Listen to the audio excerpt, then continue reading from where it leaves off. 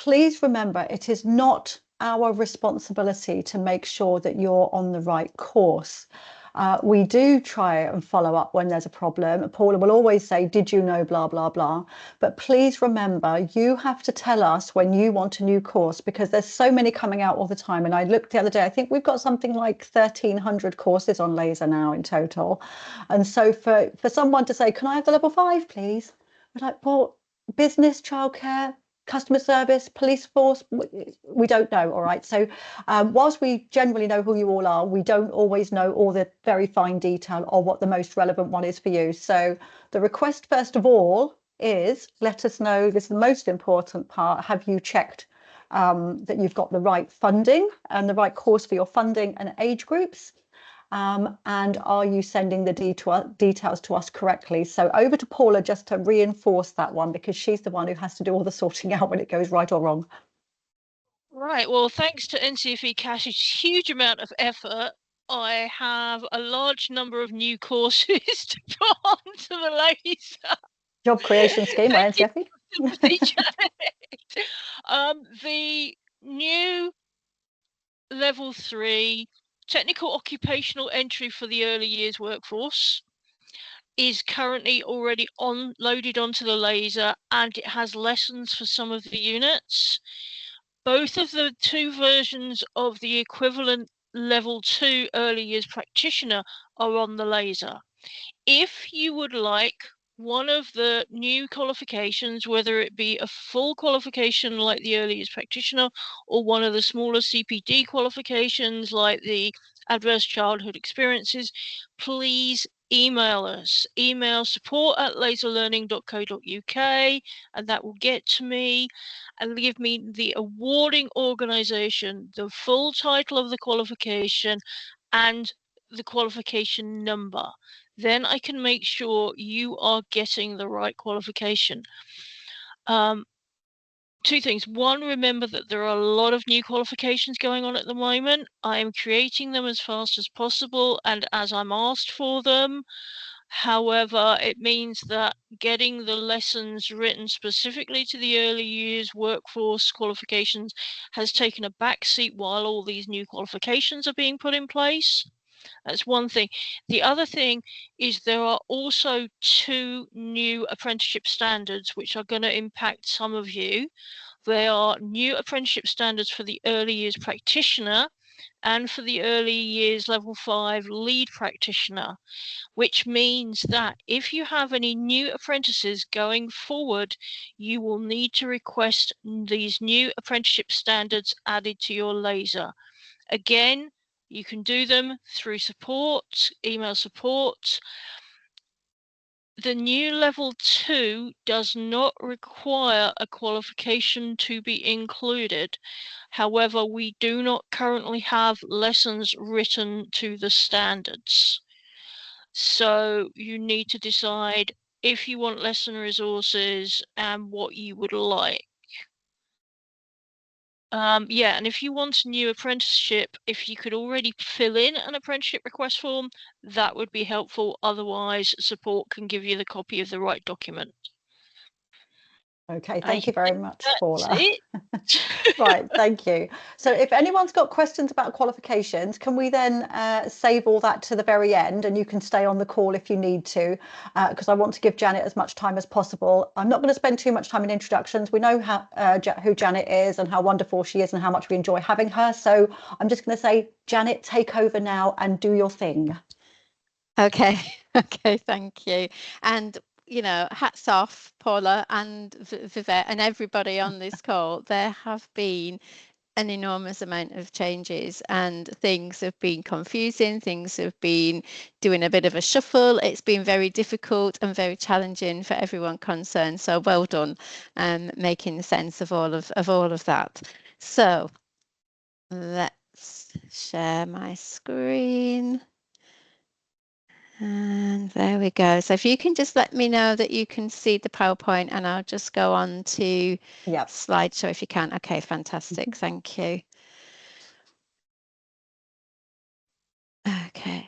All right. So obviously, we're looking at the units within the diploma, and we've been looking at these in a sort of unit by unit fashion. And I think by now everybody is very familiar with that qualification and how it's made up in terms of the units here. So we're already nearly halfway there, and we're thinking today about effective communication in an early years setting.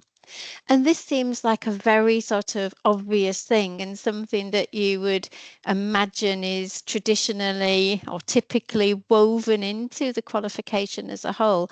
Effective communication indeed is something that is relevant to all of those different units and is sort of fundamental to the jobs that we do as early years educators. However, when the feedback came when we were revising qualifications and with the reform and speaking to employers and so on, one of the things that the Department for Education had been told quite categorically is that there is a problem here.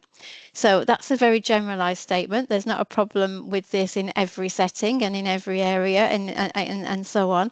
But it's a fundamental thing that we're not getting right overall in terms of the way that we work with babies and young children and families and other professionals. And that was a kind of a bit of a shock to me, if I'm honest, because I know that people are working hard to think about communication and how we manage communication styles with our with different people. So rather than weave that in, which is, I suppose, given an element of taking something for granted that is then going to be consumed within each unit, what we've done is taken that as a unit in by itself. So the significance of communication for learning and holistic development in all babies and children. And it goes a little bit wider than that, but let's take a look. So I am just going to move you over there so that I can see. There we go. So understand the impact of an effective communication and language curriculum. Language curriculum might not be a term that we've used before. So an effective communication and language curriculum, it's almost like saying this is actually fundamental and at the core of your pedagogy. It's how you actually use language to be able to foster that nurturing environment, that learning environment, making it more of a professional skill that you see in isolation rather than something that you just do naturally. So for students who are embarking on this qualification and who are doing this unit, it's about really reinforcing what a language-rich environment is. And rather than just maybe having a couple of learning outcomes or assessment criteria that specifically do that, and then you expect communication to be something that has to be derived from everything else that we do, this unit is really sort of focusing in on that that importance of that language curriculum, how we apply the curriculum, how we do what we do, the pedagogical practice that we employ to be able to reap those positive benefits for babies and children's development. And a lot of the assessment criteria are born from the EYE criteria because the DFE have had a struggle with language and communication skills in terms of targets down the line for children as they get older. So when they're in their primary school or even coming back a little bit and at the end of that EYFS when they're doing their profile, moving into reception and doing that 6-week baseline assessment, communication and language has been something where our children are not able to well, they're basically not meeting the milestones and not meeting the expectations that benchmarking would have them do. So we're really trying and striving towards those government targets, if you like, and also by doing that, trying to really improve communication and language. Now, there's many reasons why you know, communication has been difficult. It's certainly been interrupted, I think, with everything that's happened during COVID. There's certainly been an interruption and a rise in the sort of decline or decrease in communication abilities amongst our babies and young children. And that has got a lot to do with that lack of interaction, perhaps. But we should be coming out of that and hopefully seeing improvements in that. But anything that's been put into place, such as with older children, they've done things like the Nelly projects. They're always using and applying different research initiatives to be able to improve language and to improve English learning targets. It's not always been successful, and we're not seeing, or the DFE are not seeing the increase that they wanted to. So that's something to bear in mind. So I guess what this is doing is taking a deep breath and saying, okay, back to the beginning, back to what we know are the fundamental ways to improve children's learning and education. Let's get back into the early years and let's make communication and language a really important part of our pedagogy. So 1.1, explain how communication and language is the cornerstone of an early years curriculum, which can provide all children with an equal chance of success. And this is almost a like-for-like EYE criteria in terms of fundamentally, the Department for Education have placed communication and language skills as something that is absolutely significant to all other areas, and to the confidence. So the ability to express ourselves with words, the ability to ask questions, the confidence to do so. And I almost see those three pillars of the early years foundation stage. So when we think of those prime areas, physical development, communication and language, and personal social development, it's almost in those first 2 years a little bit like that whack-it game where they're all trying to align but they never quite do. And I think in those first few years we're kind of competing amongst those. So we're the physical development, striving for independence there, the personal, social and emotional development, we're striving to be able to express ourselves, but we haven't got the words, we haven't got the physical agility, we haven't got the words to express ourselves. And at the same time, we're getting frustrated with all of that, and our communication is slowly developing. So they're all competing, these three pillars, and eventually they all align. When they align, we really have established that cornerstone, because we're giving children, or children will have the opportunity to be able to express themselves with words, to talk about how they're feeling. That emotional literacy only comes from a lot of things that are in place in that child's experience and background. We absolutely know that, but it's the words, it's the communication that will really help children to be able to talk about how they're feeling and what they want to do, and the confidence to be able to use that language. Now, not all children will have the words to be able to do that, but communication is a very vast thing. And so being able to somehow express how you're feeling, express what you want, is really, really important. So no shying away from the fact that the Department for Education is seeing that as the cornerstone, and we need to get that right.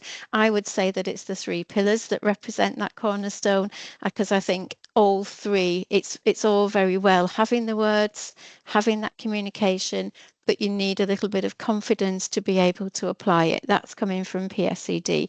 And you need that physical agility and all of those three things in that prime area to be able to participate, contribute, and to be able to learn.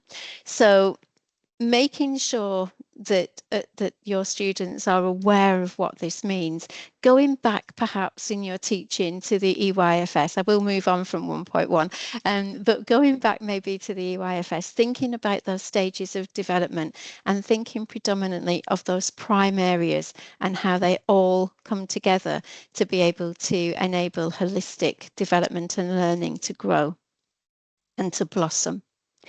So that really takes us to 1.2, which is looking at that relationship between effective communication and positive benefits for all children.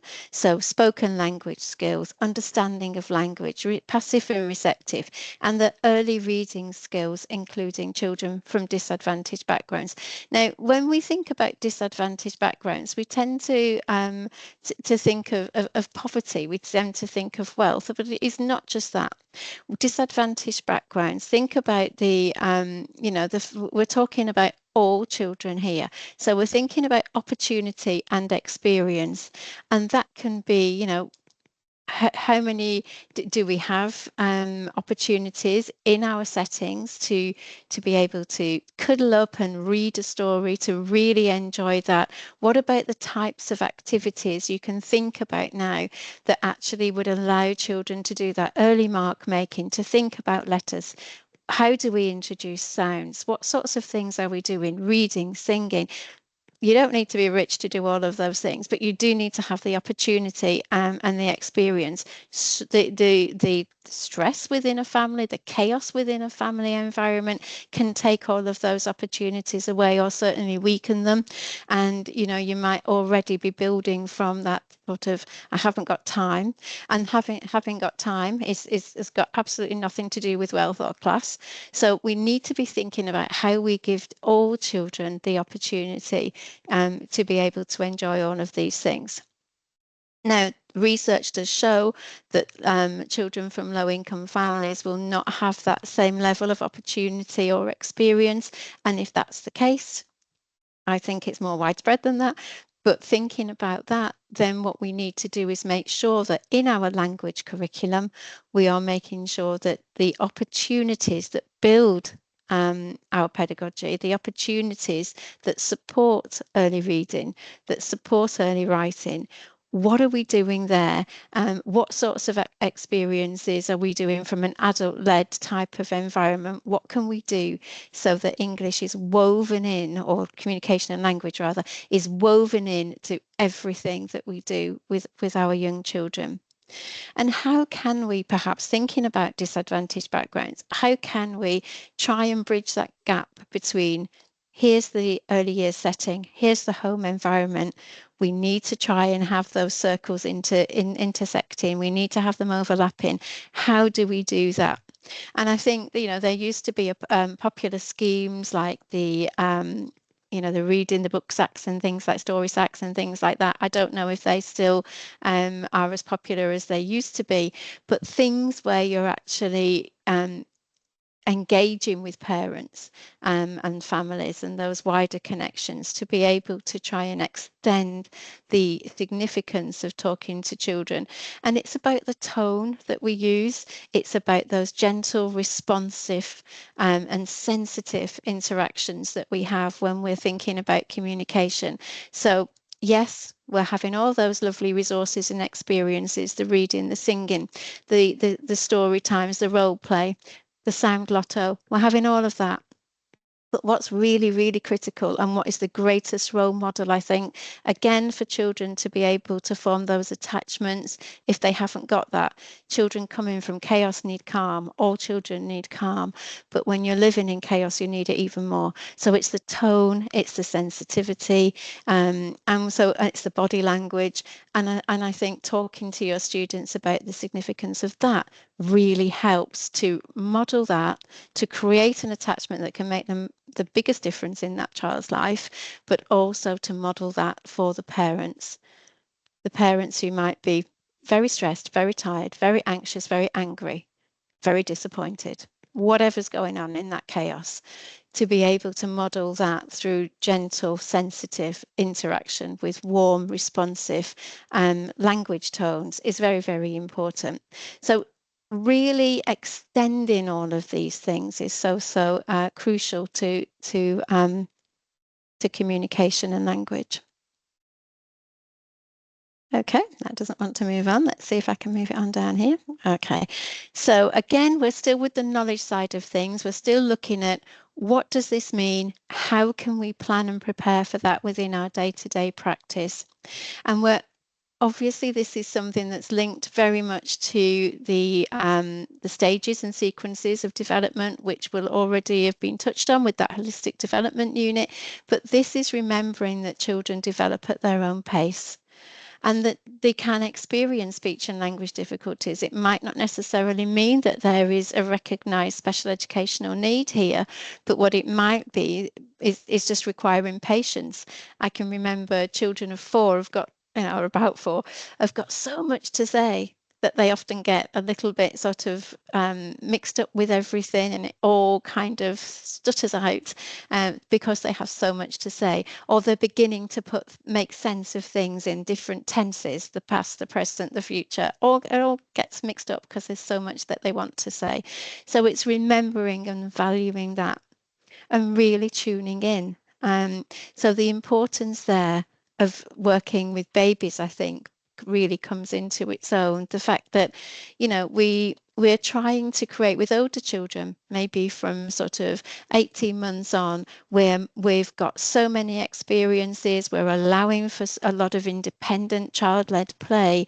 Now, we're still wanting babies to make decisions in their play, and it is still possible that babies can do that. But thinking of non-mobile babies, it's really, really important. Those tones that we've just been talking about, absolutely crucial. And actually, the calmer you are, so the calmer the environment, the more richer that language is going to be. It's a different kind of pedagogy with non-mobile babies. We're spending time cradling those babies. We're getting down on the floor and interacting. We're having narratives with those babies when they're maybe in their little chairs and so on, when we're feeding them, when we're changing them. We're having that gentle, warm narrative that is just for them. We're not talking to our mates over there. We're not constantly maybe listening to a program or you know, that might be on the television, or something that might be on the radio. Get rid of all of that. We're tuning in to that calmness that's just you and the baby. So having that and thinking that actually, just because you're trying to bring something that's calm, I think a lot of students, well, certainly students have told me, don't want to work with babies, they don't do anything. And it's the absolute opposite, isn't it? It's when everything is absolutely happening, and when all those brains, when their brains are growing and developing. So it's bringing that calm and making sure that you can have that one-to-one conversation. So the importance of that. The importance of remembering that children will develop at their own pace, at their own rate, and of course, the way that speech acquisition may be interrupted or impacted. So language, you know, using English as an additional language, or being respectful of the fact that that's okay. Let's establish language, because actually we need to make sure that the child is feeling confident with language. Remember those 3 pillars, and then we can really blossom in terms of an acquired language. So also bearing that in mind, there obviously will be occasions when children may have a speech and language communication need. It's one of the highest impact sort of factors within our SEND environment. It is one of the broad areas of need within the SEND code of practice. So remembering as well that we need to be very mindful as professionals. We're not just creating that nurturing environment where we're promoting language, but we're being absolutely observers of our children and tuning into our children as well, to make sure that actually things are developing. It might be at a lesser pace than when we might expect, or that might be typical, but we're moving through. It's okay. We'll catch up. We're going to get those pillars aligned. It's no problem. Or actually, are you a little bit concerned? So it's about our students having the confidence to speak to SENDCOs, to be able to raise an awareness, to be able to carry out observations, and to be able to express concern, and then to work together with parents, carers, and other professionals as appropriate. So thinking about early intervention is introduced here, but it's not introduced as a sort of rushing into that, but really tuning in to our children, because we, apart from the parent, we are going to need to understand those needs of that child very well. And if it's just on a whim, then, you know, we don't really stand a chance. But if we've observed, if we've listened, if we've taken time, if we've spoken to our SENDCO, then we've got something that we can build on. So that's something that's touched upon in learning outcome 2. Okay, so Understanding that there are ways to communicate with children appropriate for their stages of development, which seems an obvious thing, but when you're learning about working with babies and children for the first time, we're all very experienced. When you've been doing something for years, you don't think about what you do. And if you think about the scaffolding and the different pedagogies that we teach, and thinking about Vygotsky, for example, and the fact that you need to be able to secure that learning and contain that learning before you can move on.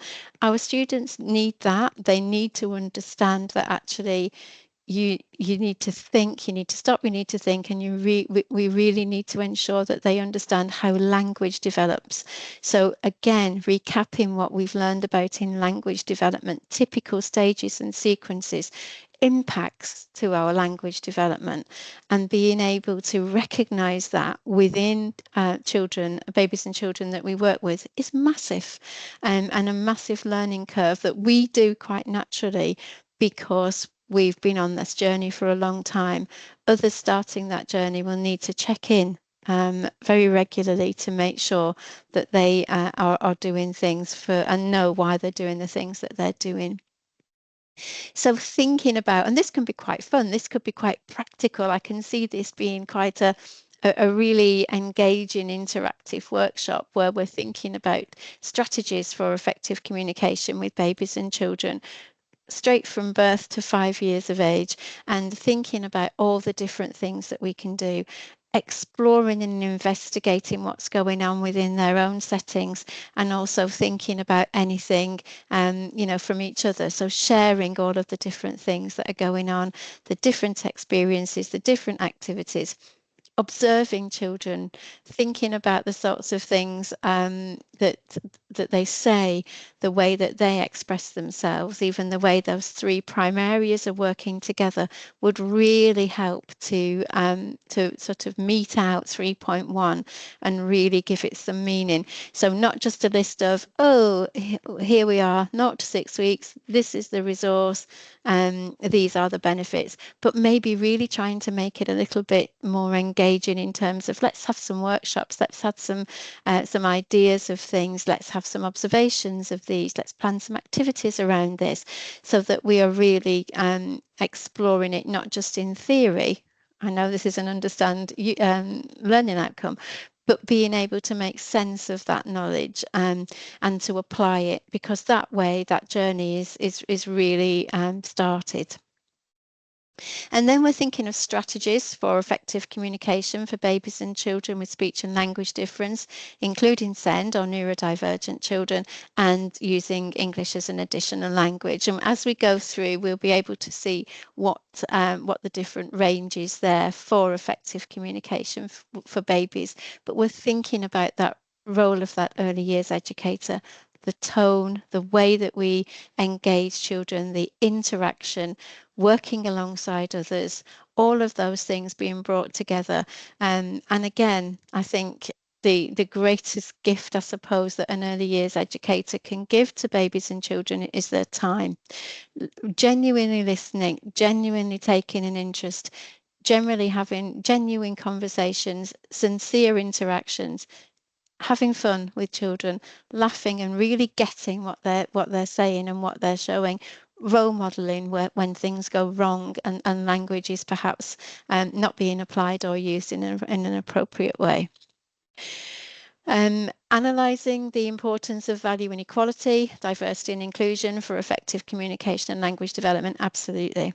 Now, speaking to somebody, and what might be interesting as to make this a little bit different and a little bit more innovative and interesting for some of your students, is to think about some of the work that maybe a play therapist might do.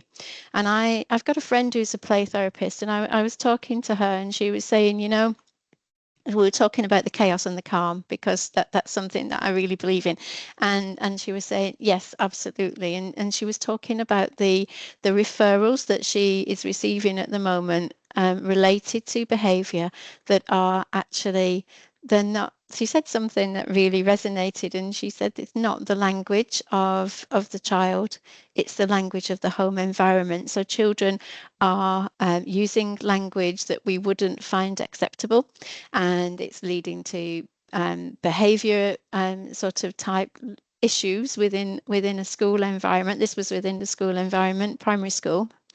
And she was saying that actually we just need to think about the fact that this is not their words, it's not their world. And she would use play as the tools to be able to support children. So the frustrations or using language that we would find inappropriate is something that children, they're using, and they're borrowing those words from the adult, and it's quite interesting. So maybe looking at the work, or inviting a play therapist along to talk about some of those some of those issues that are related to communication and language that's being expressed perhaps in a challenging way, is a little different, a bit of a different dimension than just typical development. So looking at that atypical development, and looking at things when communication and language as we know it may go wrong. I found that very interesting talking to her. Okay, so then we've built this knowledge base, we've got a grand knowledge base, and now we're applying it. So these are the sorts of things, these are the strategies really that we've been talking about that make that language curriculum. So a curriculum, what are we doing, what are we learning, and the pedagogical practice within that. How are you going to do it? How are you going to make sure that you do have a language rich environment that nurtures, that is mindful of all of these different things, knowledgeable of all these different things. So it's not just talking to children, it's about that professional knowledge base, and we build that. And those have been that's been something that's been built within those previous learning outcomes, and we're now thinking about how we actually do that. So our pedagogical practice. So there are some examples here. Now, of course, you may well, and more than likely, you'll be doing these the able to criteria all the way through, sort of almost like a longitudinal set of criteria along the whole of your diploma course. So you might not be doing these in isolation of teaching this unit. It might be something that you do when you're observing your students. So these might be things that, again, you bring to a workshop to practice, and you think about them. And if somebody's already been assessed on those, doesn't mean to say that this isn't something you explore as a group, or that you plan for. So maybe treat some of these in the beginning, in the teaching of these units, even if they've been achieved. I would still use them as part of your knowledge base for pedagogy. So looking at the different strategies, what are they? Let's explore some of the different resources and the different stories that might be more relevant in different situations. So stories that can help with transition, stories that can help when things go wrong. Or what about different stories about sustainability, stories about different lifestyles, and so on. So there's so many things that you can do to actually build the confidence of the student, because that is another thing when talking to settings. They will tell us that actually we expect a lot from somebody who's just gained their level 3, especially when they're straight from training and they're not employed, but they've just been having that placement experience. Then actually reading stories, singing songs, it can be quite daunting. It can be quite something that's difficult, and something that the students are very conscious of, and new members of staff might be very conscious of. So it's about really building that confidence, so that this is a professional skill. It's part of what you do. It's really, really important. So that just goes through really all of those different ways that you can use communication and language as part of your ongoing pedagogy. Promote emphasis, so obvious ones there in the stories and the rhymes and what you're trying to bring out, and then promoting and facilitating children's communication through experiences and activities for social interactions and relationships to blossom. So that's really bringing in that one of those pillars that we were talking about, that's saying you need the confidence, you need to be able to encourage children to use their language to be able to develop the friendships. It's almost a domino effect with those three things, because if they're not aligned, neither of them are going to work effectively, in my opinion. So physical, communication and language, PSED, whichever way you align them, I think are really, really important to be able to really take advantage of social interactions and relationships to blossom. Now, we know that for some children that those pillars may be impacted by an SEN. Absolutely. And so we look at how we can adapt our pedagogy to make sure that we're taking things down, but they're still aligned. How can we best use the strengths and build on the strengths of individual children to allow them to communicate with confidence and to join in and to participate in the activities and the experiences that we plan? So it's something that is inclusive and speaks to all children. Okay, so we're going to just work through or look through these sort of skills-based outcomes now. So we've talked about early intervention. We've thought about ways to identify delays in communication development and the support services available. So it's difficult to be able to say that every student is going to work in a way that they'll be able to achieve this. So explaining and describing here. Okay, so we are hoping that everything in the skills-based area is going to be anchored. It's going to have its root in placement, in experience, in an early years setting that's authentic, that's the student's own experience. It doesn't mean that actually we have to insist on finding a child that has got a delay in their communication and language. So what we need to do is think about, what would you do if? So what sorts of information are in those policies, in their placements? Can we talk to our placement supervisor? Have you ever worked with a child with a delay in communication? What would you do? And so we're using the knowledge that we've learned and gained. So we know that there is a process. We know we need to speak to other professionals. We need to speak to our SENDCO. We need to perhaps involve a speech and language therapist or other services down the line. But what happens, or what would happen in your placement? So talking to your placement supervisor, or the students talking to their placement supervisors, looking at policies, reflecting on their own learning and reflecting on any incidences and occurrences of a communication concern within the placement with their supervisor. Doesn't have to be something that's happening right now. It could be something that the placement and the student reflect on together, and they bring all of that learning together. So there's not an expectation that the student will absolutely require to be working with a child with a communication development delay. As I say, it's one of the rising areas in SEND, if not the most recognisable sort of factor within SEND, within our nurseries, within our population, really amongst children and young people. However, that doesn't mean to say that every student will be able to do that with a child in their placement, and that's acknowledged. This one, however, is something that really ought to be happening all the time, because this is really that demonstration of positive interaction.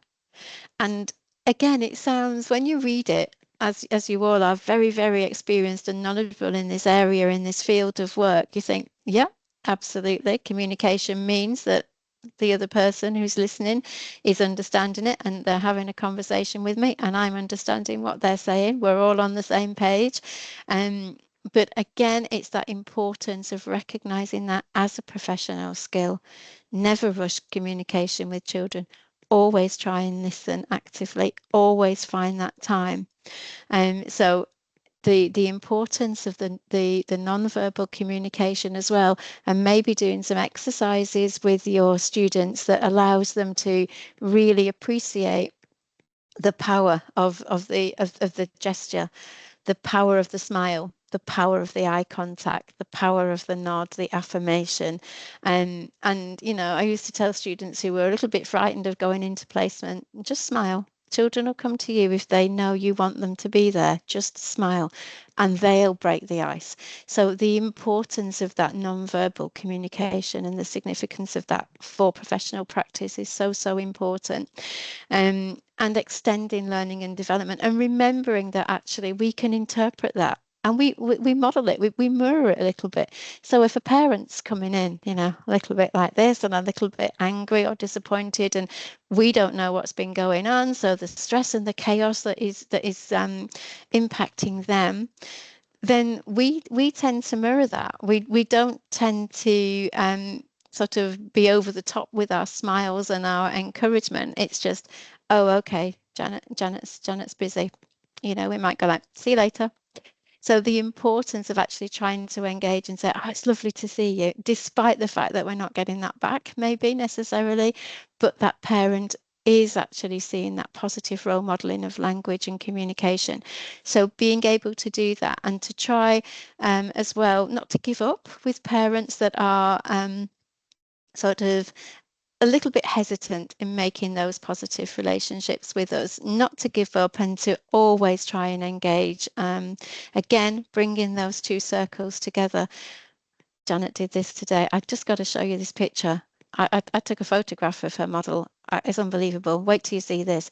Even when, you can see that there's probably, or it gives the perception of a lack of interest, using communication, modeling communication in that enthusiastic way. Your child is really important to you. Your child is really important to me. And we're then bringing those areas together so that the parent is able to talk about that. And that might change the journey home, as I think I may have said before. So that's really, really important. So our non-verbal communication with each other, that I was just going to say that is really important, and I think I've been doing some other courses, especially on sort of well-being and suicide prevention and all those sort of things. I don't think we realise when you talk about the chaos and the stress of home, although we're there for the children when we're in the nursery, when that parent comes, we might be the only person that makes that parent feel important that day. We might be the only person that asks them how they are and says good morning to them, because they might be rushing off to work or have been having arguments with their partner or their children or anything all morning. So to be able to give them that, gives them that little safe haven, something where actually I'm valued, and that can have a massive impact on the child afterwards anyway. So I think we've got to bear that in mind. We don't know what's happened outside before someone's walked in the door, and we could be the difference for that person. Absolutely. Absolutely echo every single word that you said there. And I think, we all have our bad days. We all have days when we're not all singing or dancing, and we take on that professional hat and we get on with it and we do the best of our jobs. What if that parent is actually living in that chaos 24/7, and then the child, as the play therapist has said, is borrowing that world. They're borrowing that world. They're bringing that chaos. So yes, you're absolutely right. Being able to continue with that positive dialogue, that narrative that might make that massive difference. And we might not see an outward smile, but everybody will want to hear something joyous about their child, because it's wonderful to be able to share that sort of experience with somebody who knows your child and takes your child, sees them as important, as you do as well. So yeah, couldn't agree more, Vivette. Really important. Okay, and then this is a strange sort of catch up with language development, but this is something, again, it's a DFE criteria, word for word, really, and these were the words that were used, and this is a big problem within the curriculum in general, and as children get older as well. There is a definite gap when we don't get things right in the early years. Then that gap that when children, or when they move on to primary school and beyond, that gap doesn't close. It just gets wider and wider and wider. And those three pillars are really important for life. So if we can try and invest in language development, it's really, really important.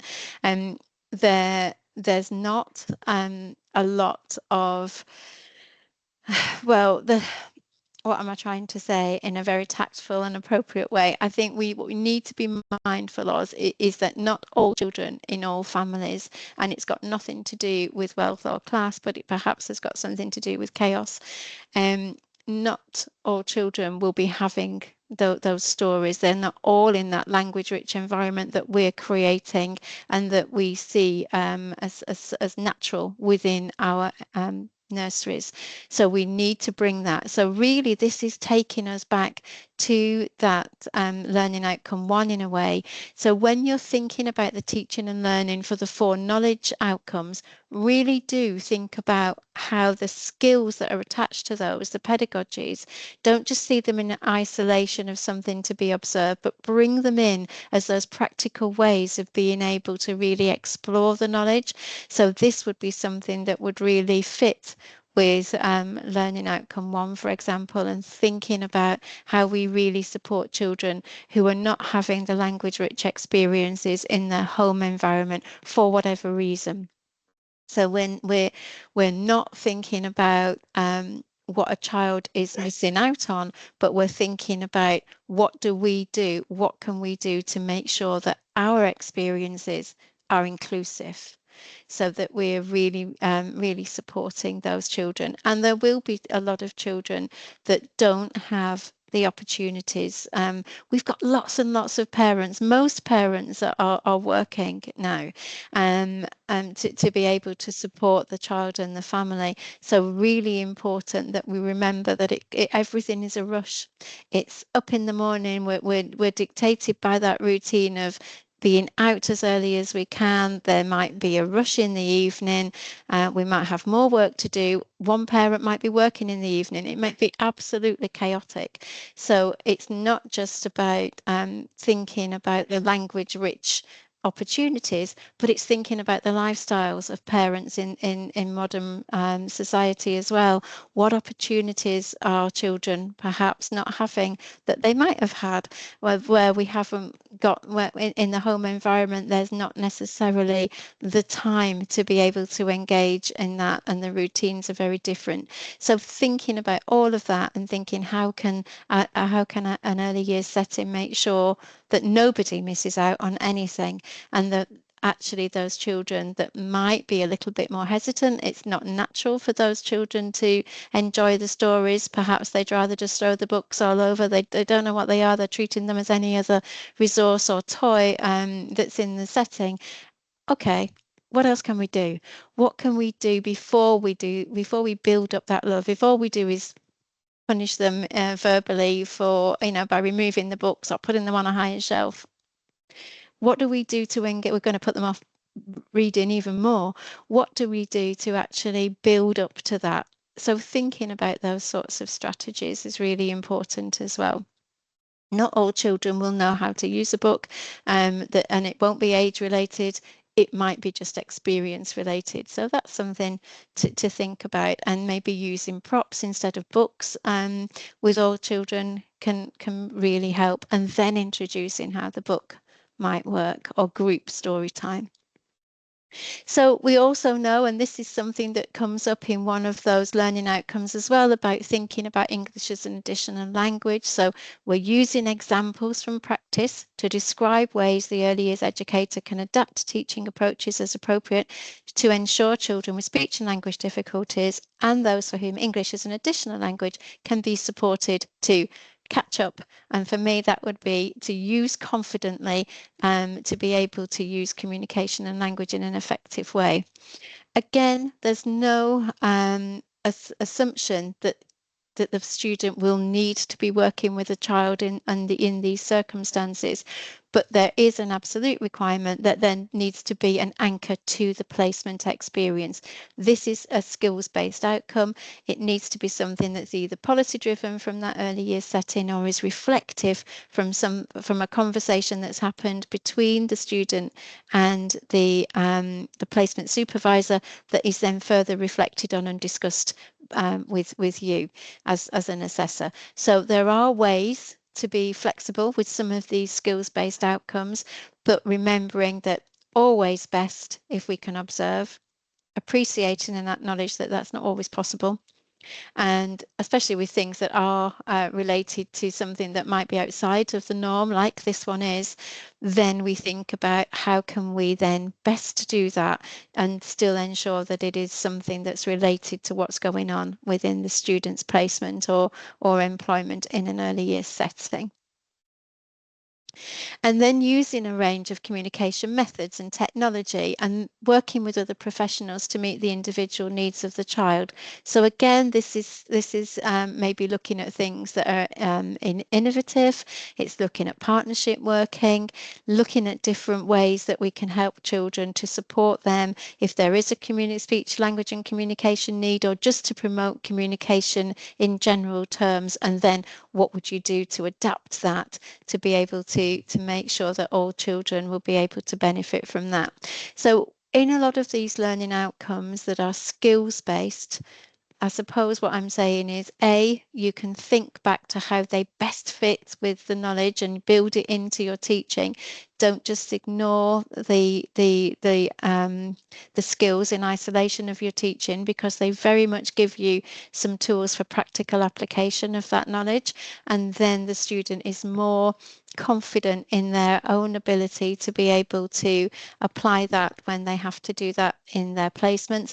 And B, not everything will be observed. That is a preference, that things are observed, but where they're not able to be observed, just ensuring that all of those skills-based outcomes are anchored in some way to the student's own experience, whether that's sort of leading to a professional discussion with yourself or a reflective account, or both, from information that's gained from a work product such as a policy or procedure, or from a discussion that the students had, a prior discussion that the students had between their supervisor at placement, and then they bring that back to the classroom for you.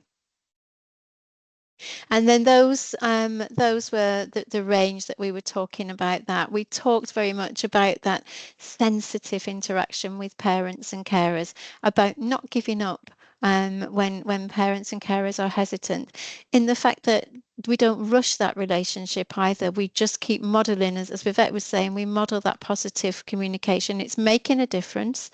And whether we might not see that straight away, but we'll see it eventually. There will be, there'll be something that's happening between the parent carer and the child that's impacted directly from your positive, sensitive interaction. And then being able to support and promote speech and language through planned opportunities, but also from spontaneous opportunities. And those daily routines where we make sure we try and have those conversations with the babies and children. And for when we're looking and caring for babies, the power and the significance of language that is tuned in just to them, that is so critical, because many times in a baby room I see that it's a very adult communication environment and not necessarily a lot of communication, especially with those non-mobile babies. So really important that we try and remember to instill in our students, we all know, but to try and instill in our students that those communication opportunities and experiences are so critical to the development of our babies, and they make the difference. And they are trying, then you're really supporting those pillars to be aligned. And what if nobody speaks to that baby one-to-one? It could be another 24 hours until they're back with you, until that happens. And as long as it's happening with you, it'll be okay. But if it's not happening at all, it perhaps won't be. So the importance of communication and language for the holistic development of children, that cornerstone, as we started off with, is so important. Okay, going to stop there. I'm just looking at, oh, I've given you 5 minutes. I'm really sorry. That's terrible. fine. That's fine. No, it's good. It's a really interesting topic, and I think it's one that we all have a good understanding of, because we know how important communication is for ourselves and how important it is to be heard.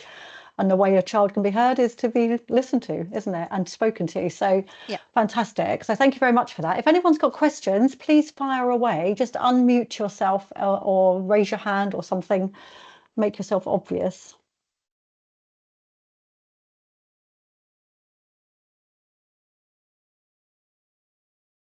I think you've stunned them all, Janet. Hopefully all deep in thought there. I mean, if anybody's got any ideas or if they want to share any strategies that they use when they're teaching this to bring it alive, you know, please do share.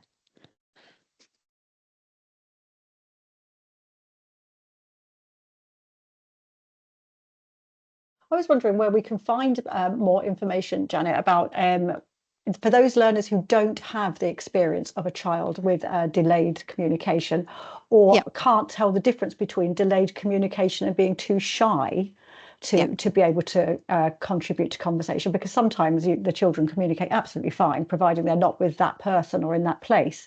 So I wonder, where can we find more resources for those sort of things to help our students? Have you got any ideas on that? Well, there's Speech and Language UK. That's an organisation that's got some resources. There's also Dingley's Promise that's looking at SEND related, more down that side. And these are things that are free at the point of access. Some of them are not, so be careful, but some of them really are. And you can look at those and they can help. But also, I think thinking about, again, maybe tuning in, maybe contacting and making a connection with a speech and language therapist or a play therapist. I think they've got so much to offer.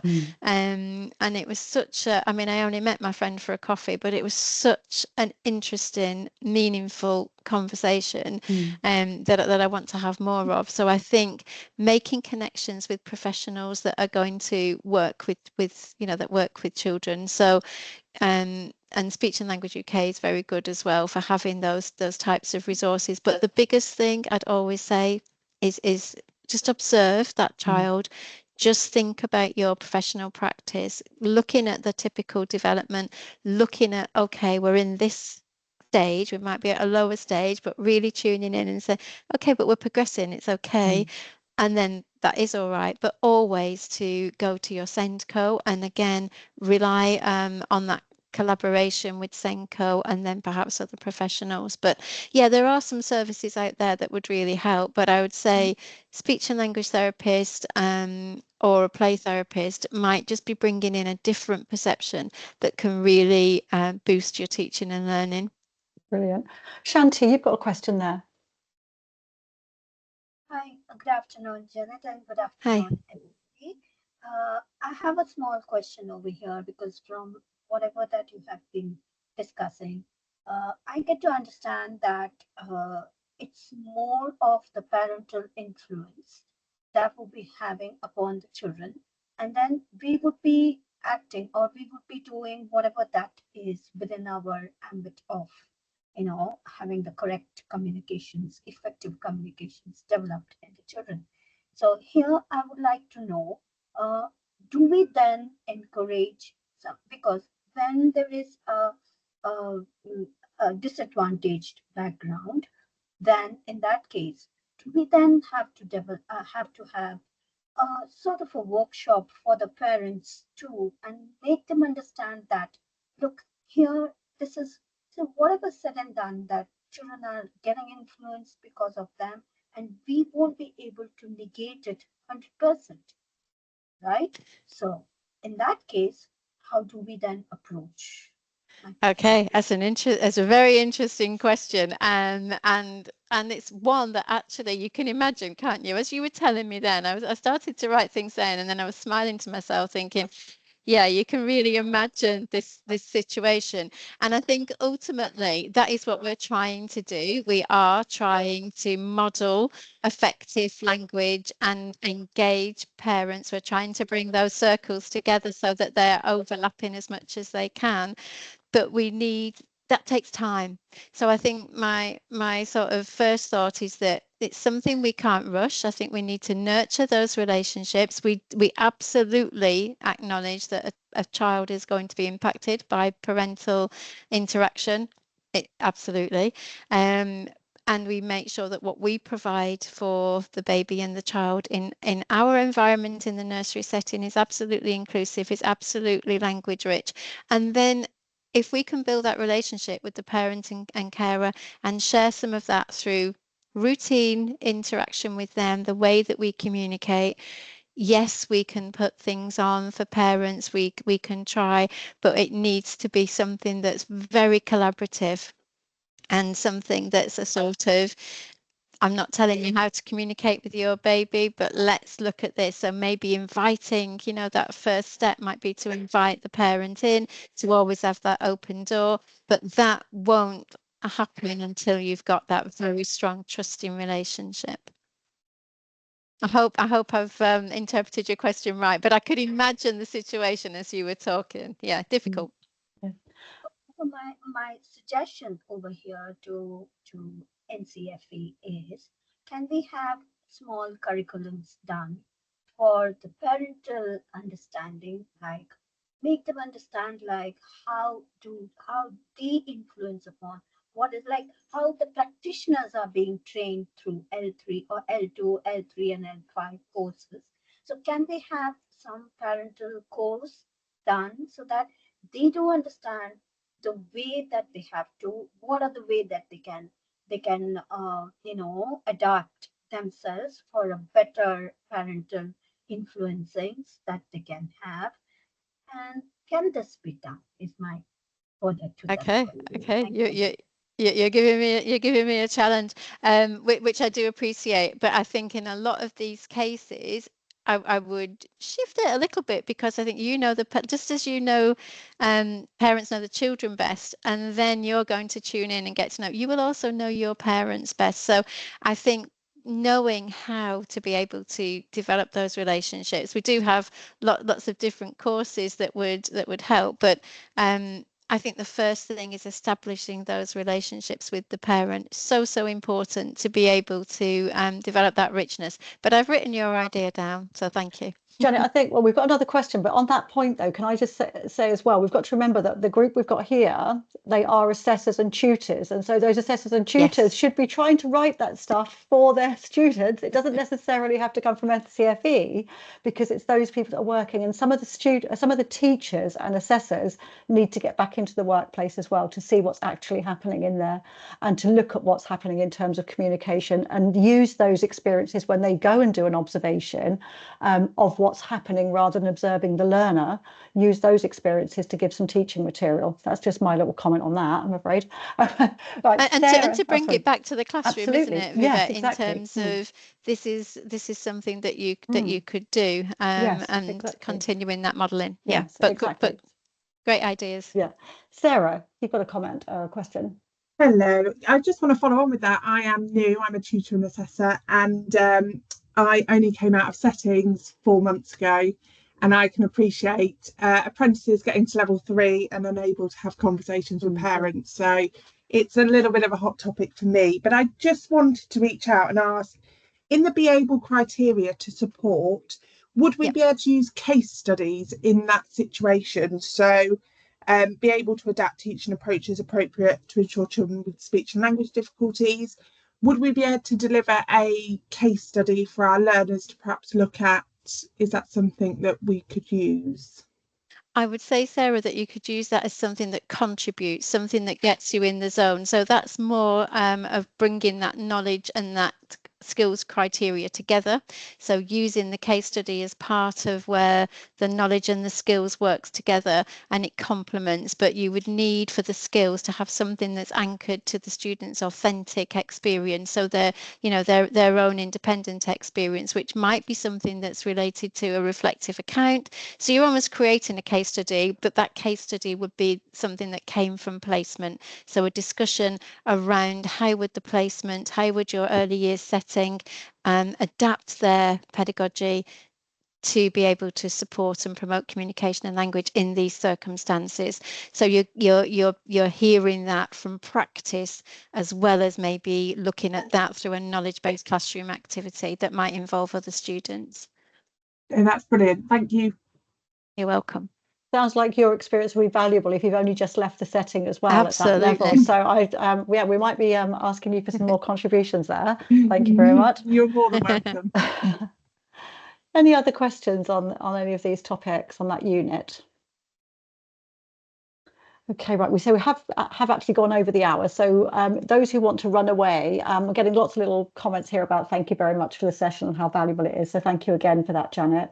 And perhaps we can talk after the session or in the next couple of days about when we can book the next one in. Our next client session is actually on, I did write that down, September the 12th. We don't have one in August because so many people are away during August, and there's lots of preparation obviously for the new term in September. So Friday the 12th of September at 9 a.m. is a general laser client session, and I'll get back to you as soon as I can with when we can meet up with Janet again to do Unit 5. So if anybody wants to leave now, please feel free to run away and have a wonderful, wonderful summer. If anyone needs to stay and ask any questions about qualifications, then please do. Paula is still on the call, so she can answer anything. But please remember what Paula said. We do need these things in writing because we cannot take responsibility for making sure you have the right thing. You need to tell us what you want and we will create it for you. And then you have to work with it. Obviously, if there is a mistake, we'll work with you to correct that. But ideally, let's not have the mistakes. You do your research, come and tell us what you want. Thank you. Right, so there's a few more little thank yous coming in, Janet. So I think you're being very appreciated this morning. So absolute pleasure. Thank you for the opportunity. It's great actually, isn't it? It's really, I really look forward to it anyway, because it's another way of just getting that little bit of CPD in, isn't it? And just connecting with other people and finding out their questions, which is really good. Yeah, absolutely. Sharing exactly. what we all love, isn't it? That's absolutely. Yeah, definitely. Right. So it's have we got anyone left here that's got a question? Hello, Janet, and thank you very much for all your support. My question is about work placement hours for level 3 diploma. I read the standard. I think it was 600 something hours for work placement. My question is, can we just, after assessing learners for their competency, if the hours are not, for example, the hours that was in the standard, then can we assess them and with less hours, or just that hours is, we must have that hours from our learners? Okay, that's a good question. Now the hours I don't think are 600 for this particular qualification, are they? I think they're more in line with 350 placement hours. Okay. I think. I'll have to check because there's so many qualifications as Paula started the reading of.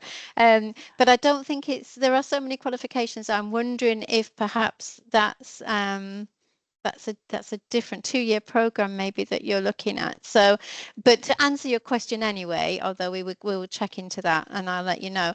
But placements, really the bottom line is meeting those competencies and being able to meet those competencies well. So, and Paula's just popped something in the chat there as well for you. So if the students are under that, then it is usually a conversation with your external quality assurer, and there'll be some sort of maybe an explanation of why. There could be a clear rationale for why that student is not meeting those placement hours.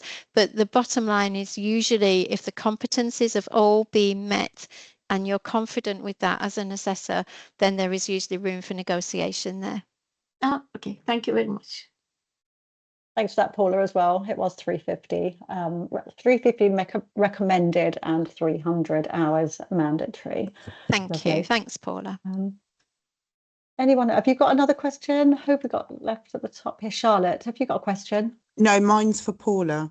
Okay, all right, okay. that's It's lovely. just to do with the new qualification. Yeah, sure, that's fine. Okay then, well, I think you're let off the hook now, leave you Janet. to it. And Yeah. thank you so much for this morning. It was brilliant. And once I get the recording done, which I should stop, shouldn't I? So it's gone on. I'll stop that now. Okay, and then we